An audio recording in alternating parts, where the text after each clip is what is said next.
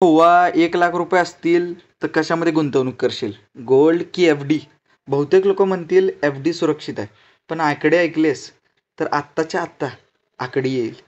समज 2013मध्ये तुझ्याकडे फक्त आणि फक्त 1,00,000 असते आणि जर तू ते एफ डीमध्ये ठेवले असतेस तर तुला वर्षाला फक्त 6 ते 7% सरासरी व्याज मिळून ते अंदाजे आत्ताचे 1,85,000 झाले असते. पण जर तू तेच 2013मध्ये सोन्यामध्ये गुंतवणूक केली असतीस तर त्यावेळी 2013ला सोन्याचा दर होता 29,000 रुपये प्रति तोळा. पण आज त्याच सोन्याची व्हॅल्यू 60,000पेक्षा जास्त आहे. म्हणजे तिथे 1,00,000 रुपये गुंतवले असतेस तर आज त्याची किंमत 3,00,000हून जास्त झाली असती. फरक बघितलास का? एफ डीमध्ये पैसा वाढतो पण महागाईपेक्षा फारसा जास्त नाही. पण सोने जास्त रिस्की आहे, बट लाँग टर्मसाठी खूप चांगलं आहे. लाँग टर्ममध्ये ते महागाईला हरवू शकते.